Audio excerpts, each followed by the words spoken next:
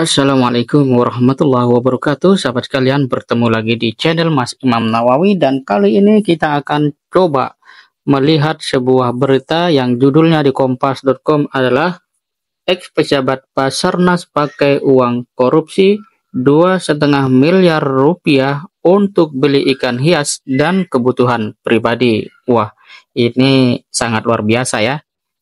Beli ikan hias dan kebutuhan pribadi. Ini yang menjadikan nalar publik istilahnya meronta adalah beli ikan hias itu ya. Kenapa uang sedemikian besar dikorupsi lalu dipakai untuk membeli ikan hias? Padahal masih banyak ya masyarakat kita yang untuk makan sehari-hari tidak jelas. Lebih jauh dari itu, para penyintas bencana alam juga masih belum memiliki nasib yang jelas. Nah, sahabat kalian, kita coba lihat lebih jauh berita itu. Direktur Penyidikan KPK, Asep Guntur Rahayu, mengatakan bahwa mantan Sekretaris Utama Sestama sekaligus kuasa pengguna anggaran KPA Basarnas Max Rulan Boseke menggunakan 2,5 miliar rupiah untuk keperluan pribadi termasuk membeli ikan. Untuk membeli ikan hias dan belanja kebutuhan pribadi lainnya, kata Asep dalam konferensi pers di Gedung Merah Putih KPK, Jakarta, Selasa 25 Juni 2024. Nah, sahabat sekalian, uang 2,5 miliar itu diterima oleh Max dari Direktur CV D5 Mandiri, William Widarta, yang perusahaannya ditetapkan sebagai pemenang tender pengadaan alat-alat yang diperlukan oleh Basarnas. Nah, apa yang kemudian menarik di sini, bahwa ternyata posisi orang-orang dengan jabatan-jabatan tinggi di negara ini tidak kemudian menjamin mereka, istilah kata itu kalau orang umum mengatakan bersyukur. Justru mereka semakin menjadi sangat, istilahnya itu tidak bersyukur ya, sehingga apa yang dimiliki terasa kurang dan apa yang ada di negara ini lebih baik untuk dirinya. Padahal posisi dia di dalam jabatan-jabatan kenegaraan itu sesungguhnya adalah sebuah kepercayaan, adalah sebuah amanah.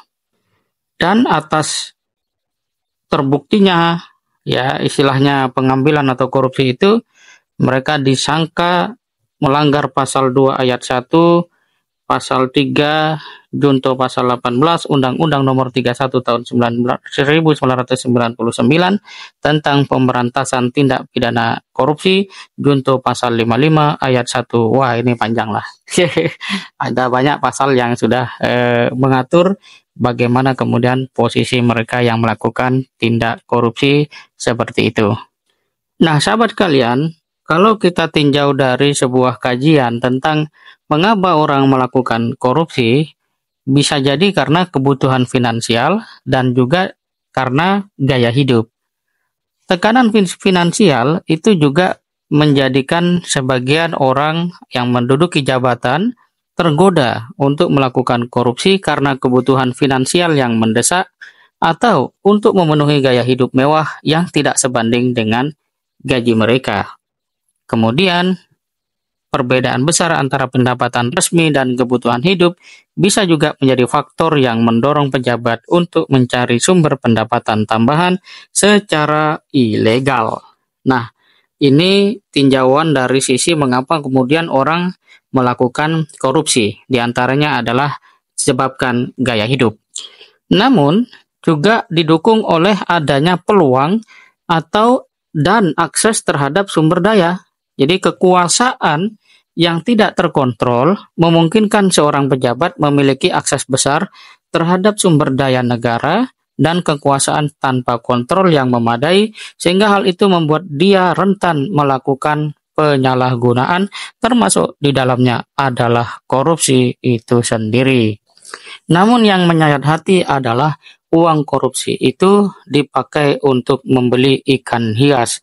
Ini yang sekali lagi menjadi sebuah pertanyaan besar, mengapa untuk hal-hal seperti itu? Sementara kita tahu Basarnas adalah sebuah lembaga yang sangat mengedepankan dari sisi tugas adalah sisi kemanusiaan, empati, dan tempat-tempat di mana masyarakat berharap adanya pertolongan secara cepat dan efektif dari lembaga yang disebut Basarnas itu sendiri. Namun demikian, inilah sebuah kenyataan sahabat sekalian, kita tidak perlu untuk mencela siapapun, kita tidak perlu memberikan pandangan negatif atau stigma apapun yang sekiranya memang kalaupun dilontarkan ya tidak mengubah apapun.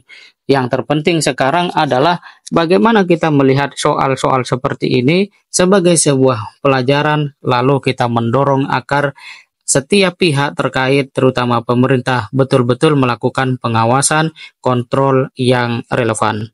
Karena persoalan korupsi memang membutuhkan penanganan dari sisi penguatan sistem hukum, pengawasan, pendidikan anti korupsi, peningkatan transparansi, termasuk perubahan budaya. Ini adalah tugas pemerintah antara seluruh elemen yang ada pemerintah, termasuk masyarakat, dan juga kita semua sebagai netizen yang juga harus ikut menyoroti soal-soal yang kaitannya erat dengan kepentingan publik. Demikian, semoga bermanfaat. Assalamualaikum warahmatullahi wabarakatuh.